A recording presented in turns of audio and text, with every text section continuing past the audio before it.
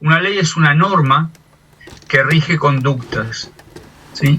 Las leyes son generales para ser aplicadas en casos particulares, ¿no es cierto? O sea, eso es básicamente una ley. Es una forma de regir conductas. En 1994, con la reforma constitucional, se incorpora el artículo 75, inciso 17, o mejor dicho, el inciso 17 en el artículo 75, y el país reconoce por primera vez que los indígenas son preexistentes a la nación misma. Esto, más rápido o más despacio, provocó un efecto dominó, ¿sí? Y diferentes provincias asimilaron en sus constituciones directamente el artículo 75, el inciso 17 del artículo 75, y otras redactaron su propio artículo, ¿sí? En el caso que vamos a hablar ahora, que conocemos todos como la Ley 4000, es la incorporación de los derechos indígenas en la Constitución de la provincia de Misiones, ¿sí? Lo importante de esto es que, a diferencia de otras provincias, este artículo propuesto, que después se llamó la Ley 4000, fue redactado y hecho por los murubichá, por las comunidades, ¿no? Eso es lo importante. Los abogados pasaron al lenguaje jurídico lo que las comunidades estaban pidiendo y diciendo y queriendo que figure en la Constitución de la provincia. La Ley 4000 es una ley de enmienda provincial, pero no sé si Raki está por ahí, sería lindo que contara cómo fueron los pasos preliminares de esto, cómo se fue reuniendo la gente, cómo fueron las diferentes reuniones que terminaron llevando adelante la sanción de esta ley 4000. Pero no la veo, bueno, Raki, sí, así que les voy a contar. Ahí está Raki, bueno. Aquí estoy. Hacernos un breve cuento histórico de eso hasta la llegada a la Cámara. Claro, bueno, como les decía Vasco recién, como consecuencia de la reforma constitucional, se empezó a mover la cosa, ¿no? De la provincia de Misiones participó el pueblo mbuyá en la reforma, estuvieron presentes durante los 3 meses que duró la constituyente en Santa Fe. Por lo tanto, estaban como movilizados, bueno, esto estaba dando vueltas. Y comenzaron a hacerse capacitaciones y a difundirse ese artículo y a estudiar en las comunidades, en los atl que se hacían, se estudiaba el artículo 75, inciso 17. Eso fue en el 94, ¿no?, cuando surgió el artículo. Pero en el año 2002, ya las comunidades quisieron empezar a estudiar las leyes provinciales, entonces, que tenían que ver con ellos, ¿no? Y fue así como decidieron estudiar la ley 2727, que es la ley de la provincia de Misiones que hace alusión al pueblo mbuyá. Al estudiar la ley 2727 y al haber ya estudiado el artículo 75, inciso 17 de la Constitución Nacional, vieron que no estaba de acuerdo, digamos, era preconstitucional antes de la reforma, había muchas cuestiones que no coincidían con la Constitución, comenzando porque este artículo 2727 definía quiénes eran comunidades indígenas, ¿no? No les daba espacio a que ellos mismos definan quiénes eran las comunidades. Entonces piensan en cambiar esa ley provincial, ¿no? 2727. Pero claro, al seguir estudiando y al analizar, también se ve que en la Constitución de la provincia de Misiones no están incluidos los pueblos indígenas, no está incluido el pueblo mbuyá, y que entonces, antes que derogar la ley 2727 y cambiarla por otra que esté más acorde a lo que el pueblo mbuyá quería, era importante que esté en la Constitución Nacional, ¿no? Por el hecho de la escala normativa, que la Constitución provincial. La Constitución provincial está más arriba que las leyes provinciales. Bueno, y así fue como empiezan a hablar de que habría que reformar la Constitución provincial, pero con el asesoramiento de abogados y demás, se abren dos caminos, ¿no? La posibilidad de reforma de la Constitución o la posibilidad de enmienda de la Constitución. Eso todo fue... esto que estoy contando fue en el año 2002, ¿no? En los ATE que se hacían en las comunidades en esa época, principalmente Cacupé, también en Perutí. Ahí comenzó en el 2000. ¿no? En el 2000, bueno, porque en el 2001 se presenta. A partir de, bueno, puede ser a partir del 2000, pero en el 2002 es cuando más las comunidades están como estudiando y activas en todo esto, ¿no? En el 2003 es cuando ya definitivamente se deciden con el asesoramiento de los abogados por la enmienda y no por la reforma. ¿Vos decís, Vasco, que es en el 2001? En realidad, a ver, la sanción de esta ley es en el 2003, el expediente con el que se presenta este proyecto de ley es el 16.976, que es del 2001, ¿sí? Ahí es como empieza el trámite dentro de la Cámara de Diputados. Allá por el 2001 empiezan a hacer el análisis de este proyecto que las comunidades llevaron al Comité de Estudio de Asuntos Constitucionales. Entre el 2001 y el 2003, este proyecto fue estudiado, elaborado, trabajado y visto por los diputados, ¿sí? Desde el 2001 hasta que se trata, que fue en la sesión del 6 de noviembre del 2003, hubo reuniones con diputados, los Murubichá fueron a Posadas, hablaron con los diputados, hablaron con la comisión, hicieron una explicación de por qué ellos necesitaban estar reconocidos en la Constitución provincial, donde estaban absolutamente ausentes, ni siquiera mencionados así en alguna parte, digamos, ¿no? O sea, no existen directamente, siguen sin existir en este momento en la Constitución provincial.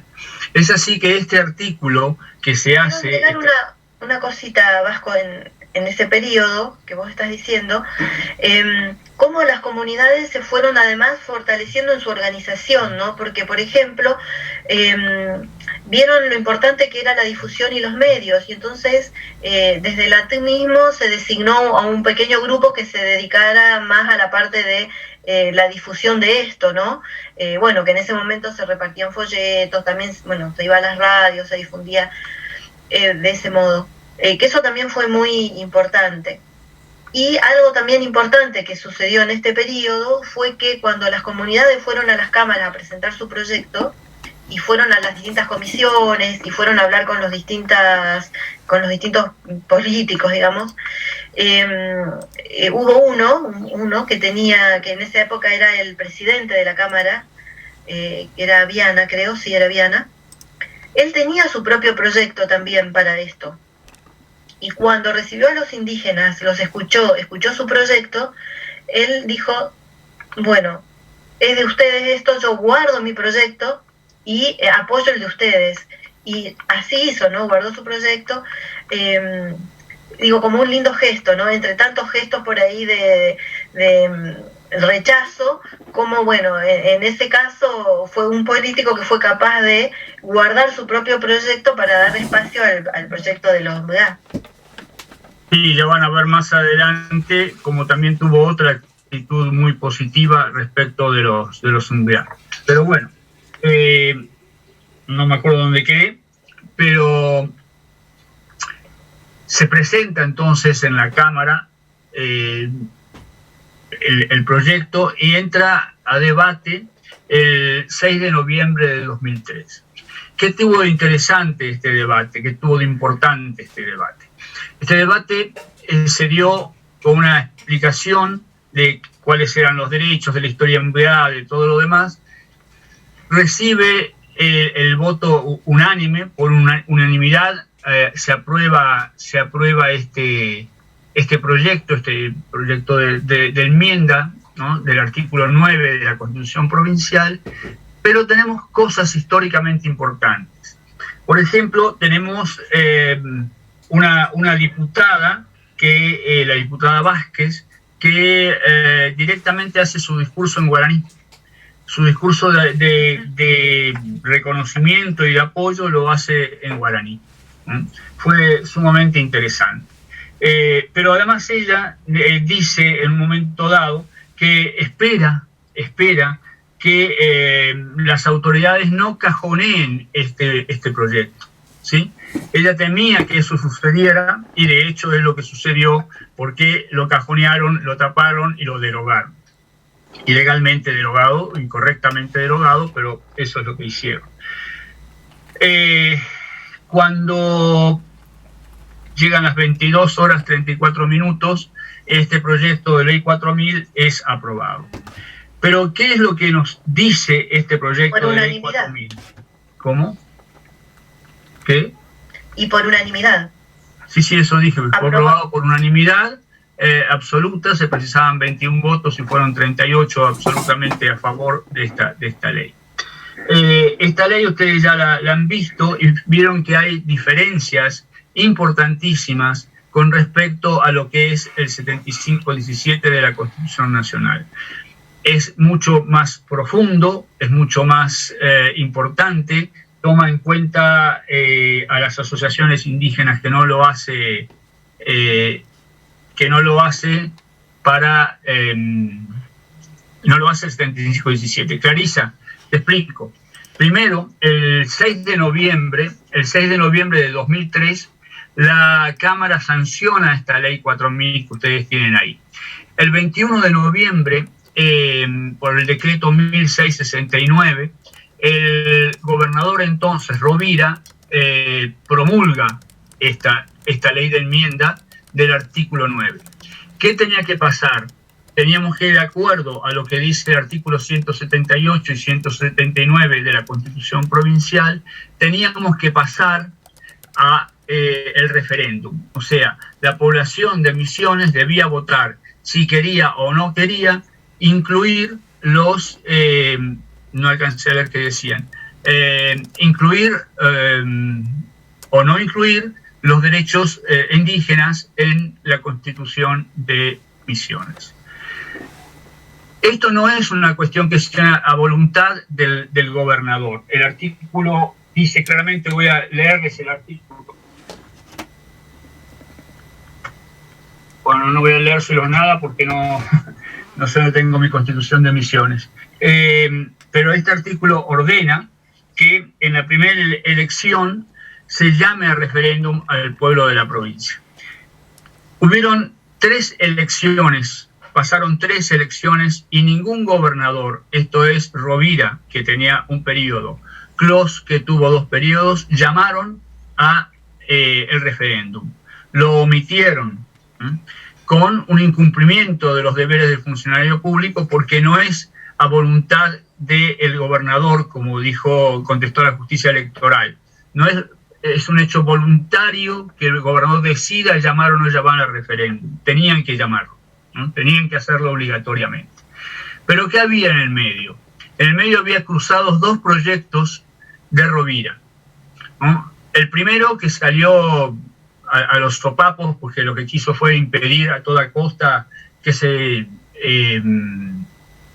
llamara a referéndum, ¿no?, por esta ley, ni sus mismos pares lo aprobaron, ¿no? Era una cosa muy lamentable. Y así sigue este proceso en el cual no se llama referéndum. Las comunidades exigen que se llame referéndum, terminan iniciando un juicio y ¿qué tenemos? Tenemos que en ese periodo de tiempo aparece el digesto. ¿Qué fue el digesto? El digesto es un ordenamiento de las leyes de la provincia, ¿no? De las leyes que de alguna manera habían quedado en desuso, había habido otras leyes en el medio que lo derogaban, que derogaban leyes. O sea, una cantidad de cosas. Era mucho desorden el que había en el tema de leyes legislativas, ¿no? Entonces, ¿qué se hizo? Se dictó el digesto para ordenar todas las leyes. No había cualquier forma para sacar una ley. Entonces, para borrarla y decir no sirve más. Para el caso de la ley 4000, usaron la excusa, porque no tenían forma de derogarla, de decir que había sido de objeto cumplido. Nunca se cumplió el objeto de la ley 4000, porque nunca se llamó referéndum. Como nunca se llamó referéndum, no se puede haber cumplido el objeto de la ley. El objeto de la ley era llamar a referéndum para incorporar o no los derechos indígenas en la Constitución provincial. Bien, pero esta ley 4000, porque ese fue el número que le tocó, esta ley 4000 es una ley de orden constitucional, ¿sí? O sea, que para ser derogada, que sería un término erróneo, pero no importa, para ser derogada, ¿no?, precisa otra ley de rango constitucional, no una ley inferior, ¿sí?, como fue la ley de ordenamiento jurídico o el digesto. Pero utilizaron esa excusa para derogarla. Y la derogaron como de objeto cumplido. Aquí hay muchas cosas que ir viendo, ¿no? La importancia de que esté esa ley que reconoce la propiedad comunitaria de las tierras, habla también, reconoce la personalidad jurídica de las comunidades y las organizaciones, el derecho a la participación plena. Es una ley muy bien hecha, muy importante. Para mí tiene un solo error, ¿no? Que dice que la provincia reconoce la existencia étnica y cultural del pueblo indígena en Beá. Para mí, eso fue un error, o sea, ese hecho de los pueblos indígenas. Pero por más que para mí sea un error, la ley fue promulgada y sancionada así. Y así debió llamarse a referéndum, porque así ordena el artículo 178 y 179 de la Constitución Provincial. En el medio de todo esto, resulta que nos aparece un proyecto presentado por el ya diputado Rovira, ya no gobernador, donde ordena y propone una serie de cosas con respecto a las comunidades umbriá. Reconoce algunas cuestiones que están en la ley 4000, como la educación y otras cosas, no reconoce las organizaciones, pero termina siendo propietaria de los conocimientos umbriá la Dirección Provincial de Asuntos Guaraníes, quien podrá comercializarlos con la biofábrica si acaso es necesario. O sea, que se apropia con esa ley de los conocimientos, hablemos de medicina, hablemos de casa, hablemos de arte, hablemos de lo que quieran, pero se termina apropiando de los conocimientos umbriá. Esto es una cosa que quedó en proyecto, ¿sí? Quiero que hagan este razonamiento. En el 2003 la ley se sanciona y se promulga, en el 2003. El Superior Tribunal de Justicia responde en febrero del 2021, ¿sí? 14 años después de que se presentaran los juicios, responde el Superior Tribunal de Justicia, ¿sí? Y responde que no hace lugar al pedido de las comunidades porque ya existe un proyecto de ley presentado por el diputado Rovira. O sea, una ley votada, sancionada y promulgada, ¿sí?, termina siendo dejada de lado, o sea, determinada como de objeto cumplido por una ley que no lo podría hacer, pero además el Superior Tribunal de Justicia se apoya en un proyecto de ley, que puede no ser presentado nunca, puede no ser discutido nunca, puede no ser votado. Es de las cosas jurídicamente absurdas, ¿sí? Les cuento que Biasi, el diputado Biasi, cuando vio que se hacía esta derogación de la ley 4000, ¿qué hizo? Presentó un proyecto de ley, ¿no?, de incorporación de los derechos indígenas en la Constitución Provincial. de Misiones, y presenta textualmente, palabra por palabra, la misma ley 4000, ¿sí? Porque como había sido derogada, porque nos llamaban, entonces presentó, el mismo presenta esa propuesta, ¿no? ¿Cuál es la importancia de que estén los derechos reconocidos en la Constitución provincial? Primero, que la provincia reconozca, ¿no?, la preexistencia de los pueblos indígenas. Reconocer la preexistencia de los pueblos indígenas tiene como hecho concomitante en sí la cuestión inmobiliaria, ¿sí? Ese es el temor, ¿no?, número uno. Después, que en el tema de educación tiene una premisa media especial, porque habla del derecho a una educación bilingüe e intercultural, impartida preferentemente por docentes y auxiliares indígenas. O sea, pone la educación la pone en manos de indígenas, de MBA, ¿no? O sea, preferentemente en ese caso. Les vuelvo a decir, tomo en cuenta las organizaciones. Esto es sumamente importante, porque organizaciones como la TUN de Chiró, que es la Asamblea de Caciques, tienen un reconocimiento que han ganado por la calidad de sus presentaciones, por la dureza de su trabajo, la persistencia en el tiempo. Pero no tienen un reconocimiento a Angaú legal, ¿sí?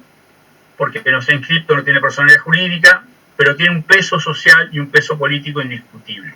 Este artículo estaría garantizando el reconocimiento a esas organizaciones.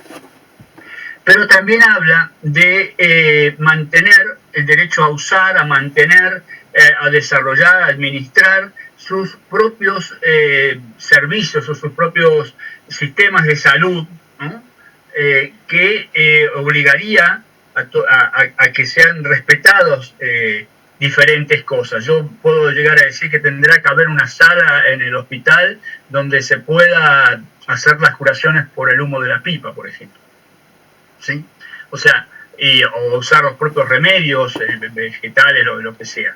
Pero tendría que ser tomado en cuenta y tendría que ser aceptado. Es muy importante el peso de esta ley 4000. ¿Por qué insisten las comunidades, a pesar de la sentencia del Superior Tribunal de Justicia, que por supuesto se está apelando y todo lo demás? Insisten porque es una de las formas más claras y evidentes de discriminación que hay y que ha habido desde el Poder Judicial y desde el Poder Legislativo, ¿sí? Y el Ejecutivo, los tres poderes. ¿Por qué? Porque el Ejecutivo no cumplió con el 178 y el 179 de la Constitución Provincial, que ordenan el llamado a referéndum, porque se derogó esta ley con una ley inferior, que nunca puede una ley inferior derogar una ley superior, y porque de alguna manera sería y es la posición política de tener que reconocer que los MBA son preexistentes, ¿sí? En parte de los discursos con que se llevó a la Cámara esta ley, que por otro lado es muy interesante porque uno de los discursos nombra a las hermanitas, ¿no? Las hermanitas son Raki, Kiki, Maribí, ¿no?, que estuvieron presentes en todo ese trabajo de años, de un año y pico, que se inicia con unas reuniones en Cacupé, y eso fue un poco el puntapié inicial. Yo quiero ver que ustedes tienen alguna pregunta para hacer, porque tengo miedo que nos quedemos sin tiempo. Yo quería Uriel, sí. Yo quería decir que si nos quedamos sin tiempo, ahí está el Google Meet también, por las dudas. Yo estoy grabando todo con la cámara, ¿sí? Y eso es lo único que quería avisar, porque me parece muy interesante tener un registro de todo esto. Bueno, ¿hay alguien que quiera preguntar algo? Sí, Vasco. Quería saber qué podemos hacer nosotros como personas no MBIAC para poder presionar a la Cámara para que trate esto. ¿Qué nos recomendás? Con respecto al Meet, yo no tengo Meet, volvemos a entrar, si se corta podemos volver a entrar al mismo link nomás. Bueno, te explico algo. El camino ahora ya está fuera de las manos de la Cámara de Diputados, ¿no es cierto? Porque la Cámara de Diputados deroga, la misma Cámara deroga la Ley 4000, ¿sí? El tema está en que a lo que hay que presionar es a la parte judicial, ¿viste? O sea, porque tendría que ser la justicia la que le ordene a los diputados reintegrar la ley 4000 al lugar que le corresponde y al gobernador obligarlo, ordenarle que llame al referéndum. Un gobernador, por ejemplo, ahora no podría decir, bueno, voy a llamar al referéndum de la ley 4000. ¿Por qué? Porque la ley 4000 jurídicamente no está vigente. ¿Sí? ¿Por qué? Porque la derogaron con una ley inferior. Y eso es lo que se está reclamando judicialmente en este momento.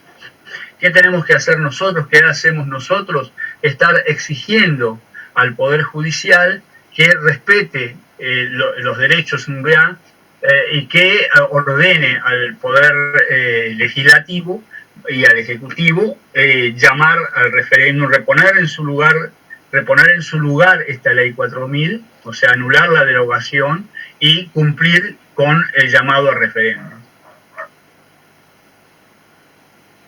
¿Alguien más?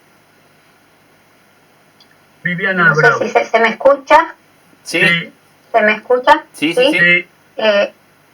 Eso que usted está diciendo ya está encaminado, digamos, ya está, digamos, los instrumentos legales, eso ya está en camino o tenemos que hacerlo. No, perdón mi ignorancia, pero como no entiendo de leyes... Acá me dice que nos quedan 4 minutos. Yo, si alguien después me dice cómo nos reunimos de nuevo. El tema es el siguiente. Ya hay un juicio, ¿sí? Ya hubo una sentencia. Esa sentencia del Superior Tribunal de Justicia es la que se respalda, entre otras cosas, en un proyecto de ley que por ahora es nada más que un proyecto de ley. Bien, ¿qué sucede? Ahora se está apelando, ¿sí?, esa resolución del Superior Tribunal de Justicia en la Corte Suprema, ¿sí? Y llegado el caso habrá que ir a la Interamericana, ¿no? Pero los trámites judiciales ya se iniciaron hace mucho tiempo, tardaron apenas 14 años en dar su sentencia, ¿no? Y una sentencia que raya en lo absurdo. Por eso seguimos insistiendo en que esta ley 4000 tiene que volver a su nivel inicial y cumplirse el llamado a referéndum. Disculpame, Vasco. ¿Sí? La única persona, digamos, culpable de que suceda todo esto es Rovira. Bueno, ¿sí? El responsable inicial es Rovira y le sigue Clos, Sí. ¿sí? Por eso hubieron tres presentaciones. ¿Cómo? No, está bien, no está bien. Hubieron 3 presentaciones reclamando a la omisión en el llamado a referéndum en los diferentes llamados a elecciones. Ustedes vieron que cuando va a haber una elección, el gobernador de la provincia emite un decreto, ¿no? Por ejemplo, en el 2005, el decreto 424 del 2005 llamaba a las elecciones y decía que se iba a votar, Y en esos decretos no se ponía, se va a votar un referéndum con respecto a la reforma del artículo 9 de la Constitución Provincial. Esa omisión la hicieron, en primer lugar, Rovira. El absurdo número 1 es Rovira. ¿Por qué es el absurdo número 1 Rovira? Porque él, el 21 de noviembre del 2003, promulga esta ley. Pero la promulga sin darse cuenta, que fue una cosa por el estilo, porque no la vetó ni nada, sino que la promulga. Después se organiza un evento de un congreso indígena argentino que se hace acá en Misiones, que también tenemos historias muy lindas. Ahí no me acuerdo si a Raki la echaron, pero Raki, creo que, no me acuerdo si a Raki la echan de ese congreso, pero sí la echan a Kiki y sí la echan a Maribí. Conmigo no pudieron porque yo entraba con mi credencial de periodista. Una vez que ya estaba ahí adentro no me iban a sacar. Pero en ese congreso consiguen que Rovira consigue que el Congreso no apoye, un absurdo, que el Congreso no apoye esta ley 4000. Entonces, él, usando lo que el Congreso indígena dice en Misiones, usando eso dice que, bueno, como el Congreso dijo que no estaba de acuerdo, ¿sí? Como el Congreso dijo que no estaba de acuerdo, yo no llamo al referéndum. Es más o menos como que, a ver, yo no me mande a mi hijo a la escuela porque la tía Eulalia dice que en la escuela se pueden resfriar, ¿no? Una cosa por el estilo, no tiene ningún asidero. Pero fue una de las cuestiones que utilizó Rovira. El primero en incumplir es Rovira. Y le sigue Clos 2 veces, ¿sí? Entiendo políticamente, me parece que fue un acuerdo entre Clos y Rovira. A Clos el tema indígena realmente nunca le preocupó demasiado, pero sí mucho lo usó y lo usa muchísimo Rovira. Ahora aparentemente perdió el pie que tenía antes en la Dirección Provincial de Asuntos Guaraníes. Pero no obstante sigue manejando la cosa. Aparecen personajes que están dando vueltas, pero que no apoyan realmente la cuestión mundial, ¿no? Ustedes fíjense que si vamos viendo los años, fíjense los años que van pasando, ¿no? Y el juicio quedaba, y nos llegaron a decir para rechazar personas como que Jorgelina Duarte era inexistente, ¿no? O sea, que no existía esa persona que figuraba ahí, ¿no? Reclamando los derechos. Y bueno, Vasco, y por ejemplo, si nosotros queremos ir a hacer una manifestación acá en Posadas, ¿a dónde tenemos que ir, por ejemplo? Aquí nosotros lo que nos queda es pesar en el Superior Tribunal de Justicia. Es una situación. El Superior Tribunal de Justicia ya dictó sentencia, ¿no? Ahora estamos apelando a la Corte Suprema. Como que aquí en Misiones lo que nos queda hacer es concientizar a la gente, ¿sí? Por eso que nosotros permanentemente lo planteamos, o sea, no dejamos que se olvide la ley 4000, porque, a ver, si cae en el olvido, ¿no? Y la gente no se da cuenta que aquí hay una discriminación constante, como que va a desaparecer, ¿no? Porque esa ha sido la intención, ¿no? Permanentemente han estado planteando absurdos jurídicos, pero que cuando el Poder Judicial responde al Poder Político nos encontramos con problemas como este, como que haya una sentencia que determine, ¿no? que hay un proyecto de ley, y que como hay un proyecto de ley del diputado Rovira, entonces no vale la pena seguir peleando por la ley 4000. Y no se puede, permiso, a ver, trato de entender. Sí. Tengo dos preguntas. Por un lado, ¿no se puede rechazar el proyecto de ley de Rovira? Esa es una pregunta. Y la otra es, bueno, si hay posibilidad de hacer una nueva ley, capaz que entiendo que no, pero, por ejemplo, desde la Cámara de Diputados, los diputados de la provincia pueden rechazar el proyecto de ley. En este caso, nosotros podemos insistirle y presionarle a nuestros diputados para que rechacen el proyecto de ley de Rovira.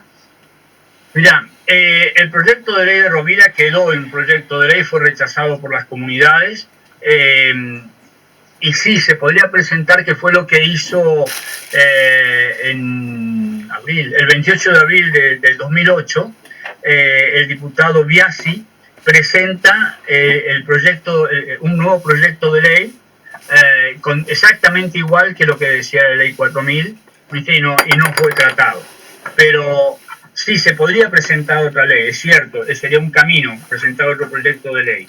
Pero presentarse otro proyecto de ley sobre un proyecto de ley que ya fue aprobado por la mayoría, digamos, por unanimidad. Entonces ahí corres el riesgo de que sí te lo rechacen. Yo quería decir que en caso de que se presente otro proyecto de ley, es muy importante que se respete el texto que escribieron los MUDA, porque en ese primer tiempo que yo les contaba, fueron como 2 años, si no más, de asambleas donde participaron más de la mitad de las comunidades del pueblo MUDA, de las que había en ese momento.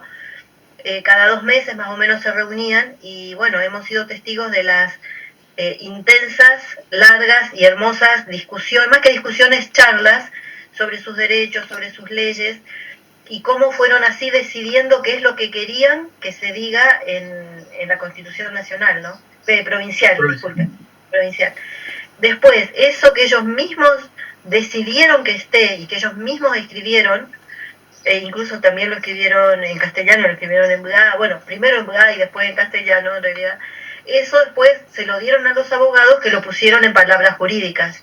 Pero es un texto elaborado por representantes de más de la mitad de las comunidades del pueblo MUDA en un tiempo, unos 2 años, no sé, mucho tiempo de reuniones, de discusiones, de preparación, y todo eso respaldado, además, por algo que es importantísimo para el pueblo MUDA, que es la parte espiritual, porque a la vez que ellos discutían y conversaban y estudiaban, tenían todo el respaldo de los abuelos, las abuelas, con sus cantos, sus danzas, que estaban, bueno, dándole esa fuerza espiritual tan importante para el pueblo MUDA.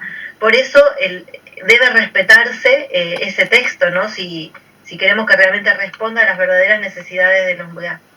Bueno, eso fue lo que hizo Biasi, o sea, claro, planteó directamente. Ahora, ¿qué pasa?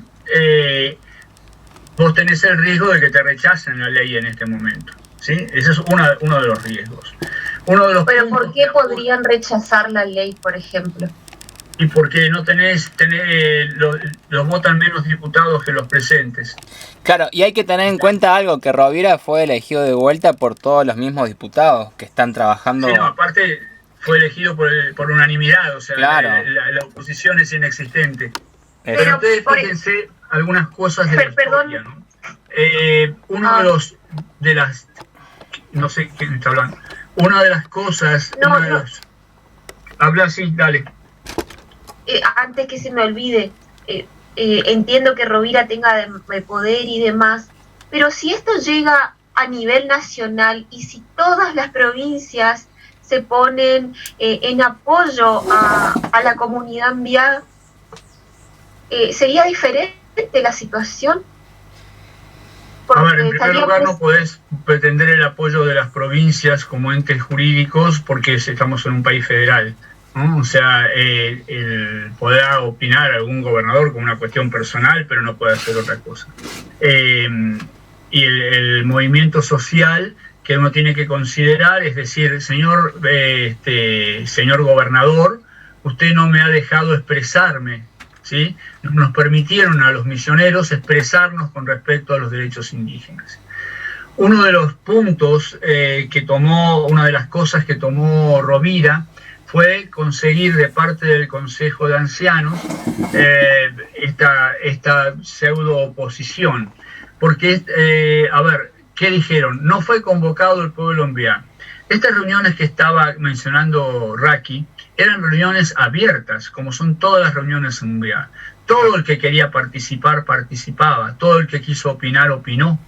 En consecuencia, fueron totalmente abiertas, ¿no? No es que no se haya consultado al pueblo MUDA, sino que el pueblo MUDA tuvo la oportunidad y la intención de hacerse escuchar en las reuniones que tuvieron, ¿no? O sea que esa participación que le niega en su momento Rovira y el Consejo de Ancianos.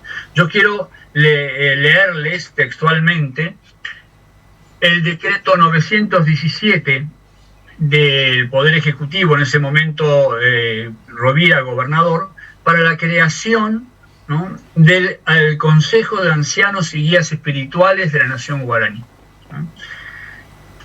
Uno de los puntos que tiene, ¿no?, dice que la permanente degradación cultural que han sufrido muchos de sus actuales caciques ha llevado a los ancianos arandú y guías espirituales de la mayoría de las comunidades reconocidas de la nación umbea guaraní a constituirse en consejo en resguardo de la cultura umbea. O sea que Rovira crea este cuerpo, digamos, que lo precisa para cubrir las necesidades de consulta, ¿no? Lo crea diciendo que, bueno, hay una degradación en la cultura umbea y que con este consejo van a cuidar a la cultura umbea y van a salvar lo que queda, según él, ¿sí? Pero no están Pero ¿cuál es la función del consejo? La función del consejo es cubrir lo que el convenio 169 le obliga a hacer, que es la consulta previa, libre e informada. Entonces, como inventaron este consejo de ancianos, lo sacaron de la manga, desde la Dirección de Asuntos Guaraníes con Verona en ese momento, con eso cubre legalmente la consulta, ¿sí? Porque es el organismo reconocido por la provincia. Esa es la función política del Consejo de Ancianos. Lo usan para validar lo que decida el Estado provincial, esquivando la verdadera consulta. Sí, y le dan una fecha de organización, ¿no?, anterior a la sanción de la ley 4000. Le dan una creación que empezaron las reuniones en junio del 2003. ¿no? Sería bueno aclarar también, Vasco, que este Consejo de Ancianos que crea la Dirección de Asuntos Guaraníes está formada por gente de alrededor de 30 años, 30 y algo, o sea, no son ancianos, no son los sabios de las comunidades, estaba, ¿no?, en esa época formado por esta gente, y sí había un anciano de 90 y pico de años, cieguito, que no entendía castellano, y que no entendía qué es lo que pasaba, ni sabía cuál era su función, que lo usaban totalmente de careta. Lo que es un abuso terrible, ¿no? Bueno. Yo le comentaba que se había hecho un foro internacional de derecho indígena, que fue declarado de interés provincial por Rovira, y en ese foro Rovira consigue por Verón y por otros personajes que estaban ahí respondiendo a la Dirección de Asuntos Guaraníes, consigue que se opongan a la reforma del artículo 9, ¿sí? Y utiliza lo que este foro dice para poder decir, bueno, el foro dijo que no y yo me atengo al foro. Vuelvo a decir, no tiene ningún tipo de lógica, ¿no? Incluso la exposición de este foro, la postura de este foro, es presentada, creo, no estoy seguro, pero ahora tengo una duda, sin firmas, ¿no? Entonces es uno de los hechos absurdos en toda esta historia, ¿no? No sé si ustedes tienen alguna otra pregunta ahí sobre la ley y sobre el porqué de todo este pedido. Hola, ¿cómo están? Permiso. No sé si me tengo que presentar, pero sí tenía una pregunta. Sobre todo, porque la cuestión de leyes es tan difícil de entender, pero cuando Raquel habló de esta parte de recuperar los textos que están en Imbia y en español escrito por las propias comunidades, se me abrió ahí una ventana hermosa y me gustaría saber cómo se puede acceder a eso. Yo los tengo. Les explico. A ver, no sé si lo dije al principio o no. Este es un trabajo que es mi tesis. de maestría, ¿no? Este trabajo de investigación de toda la ley 4000 hasta febrero de este año, ¿no? Entonces yo te puedo fotocopiar, mandar el texto en castellano y el texto en Mumbiá, que así fue como se presentó a la Cámara de Diputados, ¿no? En ambas lenguas, ¿no? No quiero interrumpir mucho, pero si quieren les digo como por qué se me abrió esta ventana. Sí, Nosotros venimos de estar en México, ¿no? Ahí venimos aprendiendo muchísimo del movimiento zapatista, del Congreso Nacional Indígena. Estuvimos como 5 años por allá.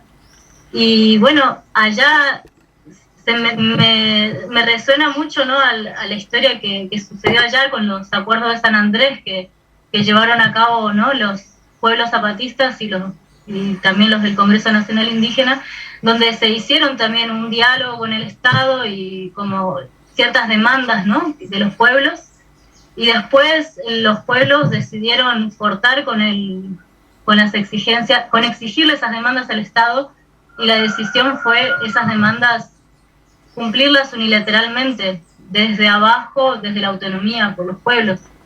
Entonces, nada, me parece que ahí está como esa base de las demandas que, bueno, ya les digo, hasta ahora sigue caminando allá en México el Congreso Nacional Indígena y los pueblos zapatistas cumpliendo esas demandas desde la autonomía de los territorios, y bueno, se me hace que, no sé, por eso era mi intervención.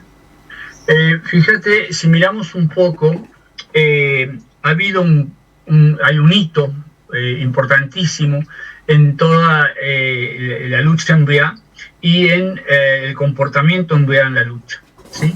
Lo que ha pasado en estos últimos 15 días, en los cortes de ruta, la protesta con respecto al avance sobre el territorio de Alecrín, al avance sobre Caacupé, ¿no?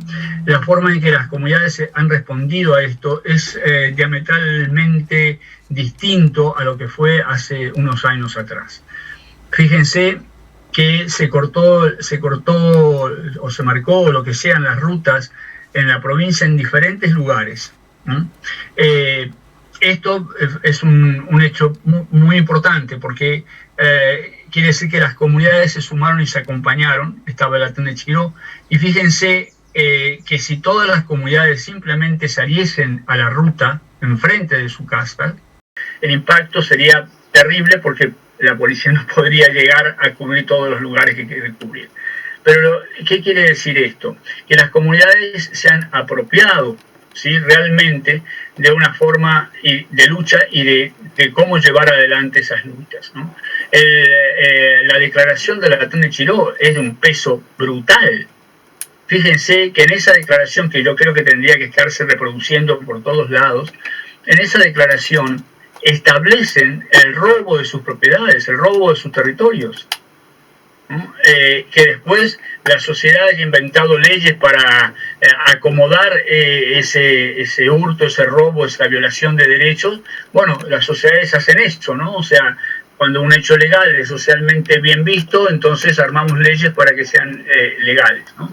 Ese es el tema, ¿no? Ahora las comunidades se saben fuertes, se sienten fuertes, están muy unidas y tienen claro que no hay marcha atrás, ya no hay forma de retroceder, ¿no? El avance que hagan sobre ellos es arrinconarlos cada vez más, ¿no? Por eso es importante. Sí. Entonces, a ver si puedo entender, básicamente esto es un tema de propiedades, de terrenos, porque por ejemplo, la lucha indígena es un tema inmobiliario. Claro, pero ahora, por ejemplo, está el tema del mercado del carbono, en el cual la provincia va a pasar por encima de los territorios indígenas para poder vender el carbono capturado en la selva donde ellos viven a cualquier empresa, como ahora que Rovira firmó el decreto 1948 con la empresa petrolera Phoenix para poder se firmó el Ministerio de Hacienda, el Ministerio de Cambio Climático, y eso se promulgó sin el acuerdo de las comunidades, o sea, todo esto se firmó a espalda de las comunidades, y sin estar aprobada esta ley, sin poder respetarse sus territorios, pueden avanzar tranquilamente. Y eso vamos es por partes ahí. Vamos por partes. ¿Qué tenemos? El tema de los bonos de carbono, ¿sí? El tema de los bonos de carbono se une también a una cuestión inmobiliaria. ¿Por qué? Porque, ¿por qué piensan que se demora y por qué piensan que los diputados no votaron la prórroga de 20.160 todavía? Bueno, porque justamente a esa ley le tiene que seguir atrás la ley de la propiedad comunitaria indígena, que es lo que exigen los indígenas en este momento. Cuando los títulos de propiedad de esos territorios estén a nombre comunitario, el 7517 inhibe cualquier forma de actuación del Estado nacional o provincial sobre esos territorios, sobre los bonos de carbono, sobre lo que sea, ¿sí? Mientras tanto, lo que está haciendo Rovira y lo que están tratando de hacer es, en una selva totalmente destruida, porque es una mentira esto de nuestra selva, y habilitándose a destruir todos los días, hablar de bonos de carbono. El tema de los bonos de carbono tiene dificultades para pensarlo, para entenderlo o para lo que sea. ¿Qué son los bonos de carbono que nosotros podemos llegar a negociar o que la provincia puede llegar a negociar? Son, bueno, de los mejores o de los peores o de lo que sea, pero digamos que siempre tendrán que ver con el tema de la propiedad indígena. Siempre es un tema inmobiliario. ¿Por qué? Porque lo que se está evitando es el reconocimiento de los territorios. Al reconocer los territorios, tienen que cumplir las normas que establece el 7517. Más allá de que una persona, un Estado nacional, vendió o regaló o hizo lo que quiso con algo que no le era propio, ¿sí? Entonces, desde ese momento en adelante, todos los títulos están viciados, ¿no? Y están viciados, serían nulos de nulidad absoluta, ¿no? Porque yo no puedo vender lo que no es mío, ¿no? Y no puedo regalar lo que no es mío. Esa aceptación es una cuestión inmobiliaria. Y desde ahí en más, todo el problema es un problema de plata, es un problema de pesos, es un problema inmobiliario. Esto de jugar a que somos la provincia verde, de que podemos negociar los bonos de carbono y todo lo demás, a medida que se vaya profundizando el tema, van a encontrar que no existe esa posibilidad tan clara, por lo menos en el nivel de bonos de carbono que quieren. Totalmente, no, sí, yo estoy estudiando a fondo el tema de los bonos de carbono, pero hay varias aristas, porque por un lado está el Estado provincial negociando, y por el otro lado hay empresas privadas provenientes de la ONU que ya están instaladas en Andresito, por ejemplo, y ya han hecho firmar a caciques el modelo red de bonos de carbono, sin su conocimiento. Mi pregunta es la siguiente: ¿hay forma de poder capacitar a todos los guaraníes sobre los bonos de carbono con la verdad, para que ellos puedan exponer su cosmovisión al respecto? Porque estoy segurísima que ellos no saben lo que significa el mercado del carbono y los riesgos que ellos que corren. Porque, por ejemplo, el modelo red en Perú privatizó los bosques y militarizaron los bosques. Entraron había más de 100 policías en Perú sacando a las comunidades. En Brasil han encarcelado a los indígenas que se oponían al modelo red de bonos de carbono. Claramente no es una solución, eso ya lo sabemos, pero estoy viendo que se está promulgando a los indígenas con información falsa, tanto desde el Estado como desde empresas privadas.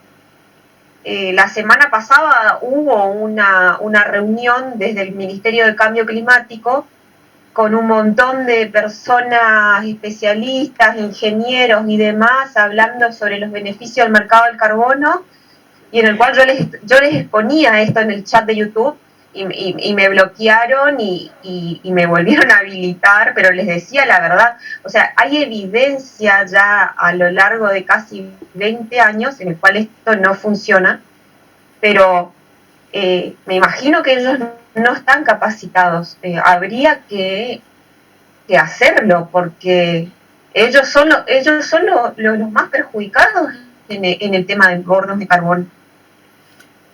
Mira, en las capacitaciones que hace MIPA, ahora se está tratando el tema.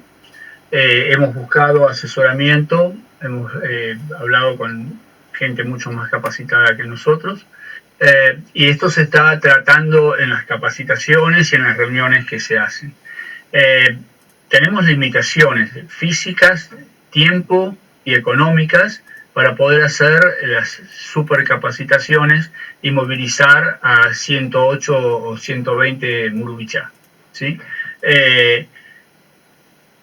Digamos que aquellos que puedan trabajar el tema de bonos de carbono, que lo hagan, que capaciten en las comunidades, que vean de llegar a las comunidades y explicitar el tema en forma.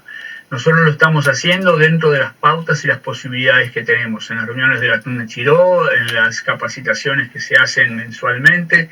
En esos casos estamos tratando el tema. Hoy hay una capacitación, ayer, hoy, mañana. El tema principal es otro, pero también se va a tratar esto y se va a difundir esto entre un grupo de jóvenes, ¿verdad? De chicos y chicas. El tema es que es cierto, hay que capacitar a los Murubichá, hay que explicarlo y hay que tener preparadas las cosas en lo posible a 2 idiomas, pero hay que tener preparado qué se va a hacer, por qué no, para qué es, o sea, el qué, por qué y para qué de los bonos de carbono. Eso es todo un trabajo que hay que hacer. Nosotros hacemos hasta donde llegamos. No tenemos más capacidad para algunos frentes. Yo estoy armando un informe bastante extenso con ayuda de científicos de CONICET, con ayuda de abogados, con ayuda de un montón de gente, y es súper completo porque abarca un montón de cosas, abarca todas las aristas, desde las aristas forestales, las aristas indígenas, las aristas ambientales, conflictos socioambientales. Estoy tratando de que sea lo más completo posible. Yo, no sé, me ofrezco para ayudar en ese tema porque lo vengo estudiando hace casi 5 meses. Sí, es importante y es interesante. En su momento, cuando se pueda, haremos una reunión entre nosotros para que nos capaciten y nos expliquen más de lo que hemos visto y tener claro que lo que decimos siempre a todas las comunidades: no firmen nada que no entiendan absolutamente. Pero hay una cuestión: para nosotros la firma tiene un valor que no tiene para las comunidades. Claro. ¿Sí? Entonces, el tema de la firma, para nosotros sí, para ellos nada. Entonces, de la buena forma y de la buena intención y de lo bien que se tratan con la gente, entonces para no ofenderlo a Juan o no ofenderlo a Pedro, firman. ¿Sí? Lo que hay que plantear permanentemente es eso, que no se firme nada. Viviana. Sí, respecto a lo que están diciendo, me viene esta idea que, bueno, que tengamos una continuidad, ¿no es cierto? Nosotros, bueno, por supuesto que hay gente que está muy capacitada y que ha tenido mucha experiencia, ¿no? Y ha estado cerca de los pueblos siempre, y que vayamos sumando voluntades, y los que estén cerca, porque hay muchos de nosotros que vivimos, bueno, yo vivo en Posada, pero algunos viven más cerca de las comunidades, y que, bueno, que podamos ir llegando, ¿no? Hacia ellos. Por ahí es eso, en unir y compartir. Y entiendo esto que vos estabas planteando, de que ellos no sé si decirlo, no es una inocencia, pero su cosmovisión, su forma de vivir, ellos, claro, no, ellos siempre, esa reciprocidad que tienen, ellos no van a pensar que si te ponen una firma que, no sé, le van a venir a quitar las tierras, o entiendo, bueno, y bueno, lamentablemente tenemos que hacerle ver esas cosas, ¿no? Sí, eso es una constante. Por eso lo que hay que tratar de hacer es que todas esas cuestiones se lleven a la tienda de Chiró. Y desde esa reunión es más fuerte para las comunidades. Claudia. Gracias. Bueno, yo les cuento, yo estoy acá cerquita de Letrín, estamos acá en San Pedro.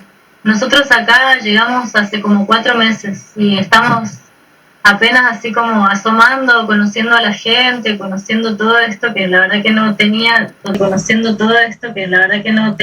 total desconocimiento de la situación acá en Misiones.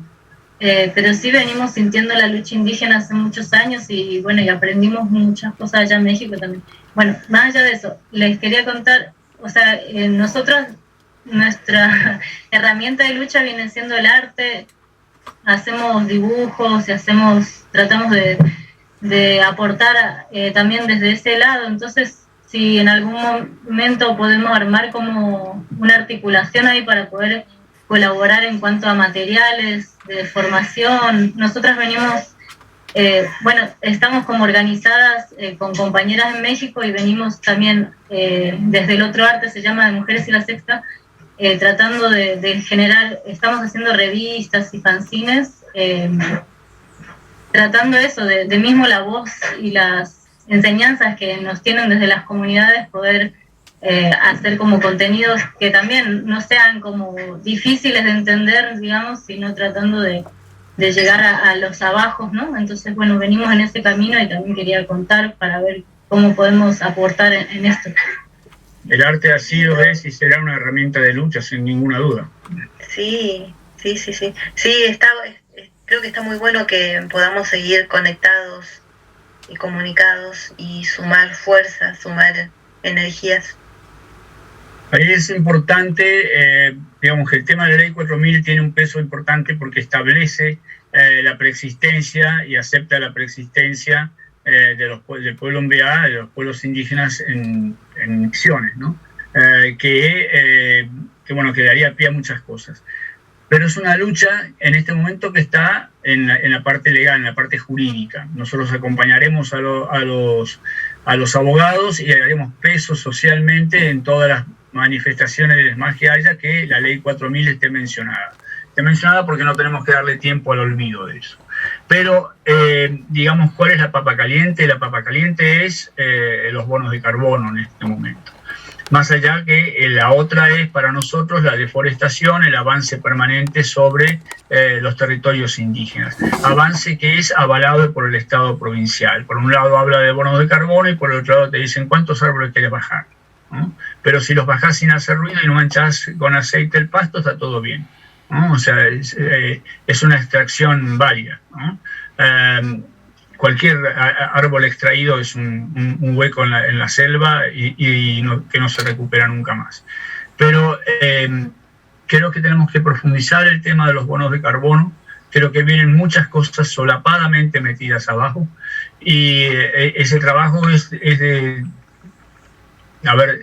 concientizar a la gente, ¿no? Es de concientizar a la gente, que no nos vendan un buzón, que no nos digan no, porque con esto la política provincial y en la provincia vamos a tener cientos de millones de dólares más, vamos a tener bocas de empleo, cuando sabemos que eso es mentira, es absoluta mentira. El tema de la petrolera, bueno, hay que empezar a ver el tema de las prospecciones.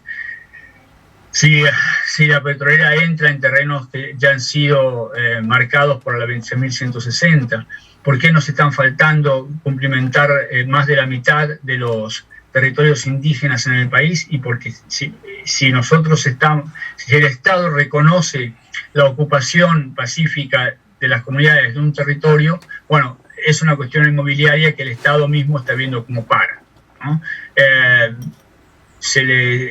frenándolo, ya sabíamos que este iba a ser sumamente difícil, una prórroga. El Presidencia de la Nación necesitó sacar la prórroga porque tenía que cubrirse las espaldas de otra forma, pero un decreto es algo sumamente débil, un decreto lo anula otro decreto, no precisa ninguna otra cuestión. Así que jurídicamente estamos así colgando de dos brochecitos, ¿no? O sea, no tenemos demasiada fuerza.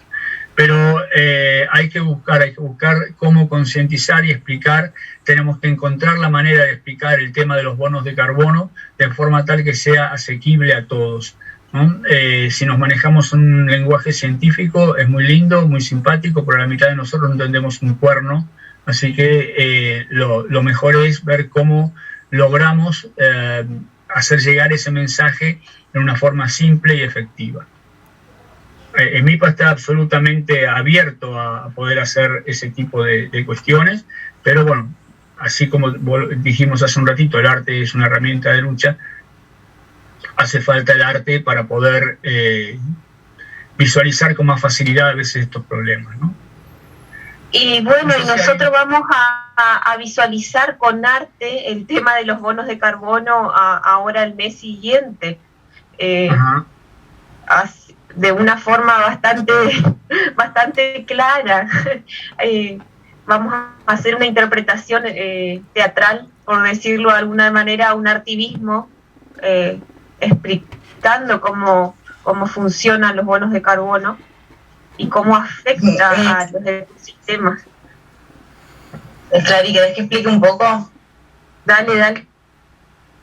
Bueno, no, para los que no saben, Clarisa y yo, Clary está con la coordinadora BFS y también me acompaña a mí en XR Misiones, que es un movimiento socioambiental. Está XR Argentina también, capaz que lo deben haber escuchado. Y bueno, por lo general, una de las formas de hacer activismo es haciendo acciones directas no violentas o artivismo, que los artivismos son intervenciones artísticas. Puede ir desde un mural hasta una actuación, hasta danzar, sea como sea. Y bueno, con el tema de los bonos de carbono, que acá en Misiones estamos a full, ya nos movimos el 9 de noviembre y la idea es hacerlo ahora, el 7 de enero, antes de que como que se termine de decidir esto, ¿no? Este negocio que se está haciendo básicamente. Coordinamos también para la misma fecha con XR Noruega, que XR Noruega está teniendo un tema con la misma empresa petrolera, y XR Argentina espera replicar lo mismo que hagamos acá en Misiones. A ver si se puede articular algo sobre el tema. La verdad es que queremos ver de hacer algo un poco más grande, porque al fin y al cabo en Misiones es como que cuesta un poco articular los temas, y es quizás, como dice Vasco, según los contextos no se entiende la problemática. Entonces tratar también de mover un poco más la información y hacerla más accesible para que todas las personas puedan entenderlo. Eso como un poco va por ahí. Estamos viendo qué es lo que sale. Así que bueno, seguramente igual eso lo mantendremos al tanto, nos mantendremos en contacto para ver que si sale algo también en otras partes o si pinta algo. De eso. Nosotros creemos siempre como cuestión importante el trabajo, el equipo, ¿no? El trabajo en grupo, porque si por ejemplo hacen algo en Posadas, no se puede ir desde acá hasta Posadas, macanudo, pero se puede hacer algo acá que sea un eco o lo que sea. Si empezamos a usar ese sistema, que es un sistema importantísimo, o sea, salir a la vez en diferentes lugares, ¿no? Por lo pronto mostramos que no somos 5 en Posadas, 4 en Aristóbulo, entonces somos 5, 4, 3, 2, 1, 25 en diferentes lugares. ¿no? Eso moviliza a la gente, moviliza a los lugares, y si traducimos todo a idiomas fácilmente comprensibles, vamos a poder hacer que la gente comprenda y entonces acompañe. Si la gente no comprende, no va a acompañar, y tenemos que entender que vivimos en una provincia absolutamente discriminadora, para la cual la selva es sucia. Ese progreso está en Brasil, que arrasó la selva. Nosotros queremos conservar la selva y estos indios vagos no trabajan. Ese es el concepto con el que vivimos y con el que tenemos que saber que nos enfrentamos. Por eso les doy así pautas. Nosotros en el MIPA no decimos blancos, ¿no? Decimos no indígenas. ¿Por qué? Porque si no pasamos 1 hora y media discutiendo que yo no soy justamente blanquito, ¿no? Entonces yo no soy blanco, yo no soy negro, no me importa, no sos indígena. Esos detalles son los que nos han llevado a aprender, ¿no? Aprender y saber en qué cosa nos estamos movilizando. Nos queda poco menos de 1 minuto, yo necesito ir a hacer otras cosas, pero ¿alguien quiere algo más? Ahí yo mandé mi teléfono y mi correo, creo que por ahí Raji puede hacer lo mismo. Ya lo mandó Raji también. Y bueno, tratemos de organizar una reunión de estas cada 15 días, aprovechemos las herramientas, para eso están, y veamos en qué se avanza. Si ustedes tienen avances con respecto a los bonos, por favor pásenlos, porque nosotros estamos juntando toda la información posible. No somos expertos en el tema, pero sí tenemos claro cuál es el objetivo, ¿no? Entonces, a eso vamos. Un abrazo a todas.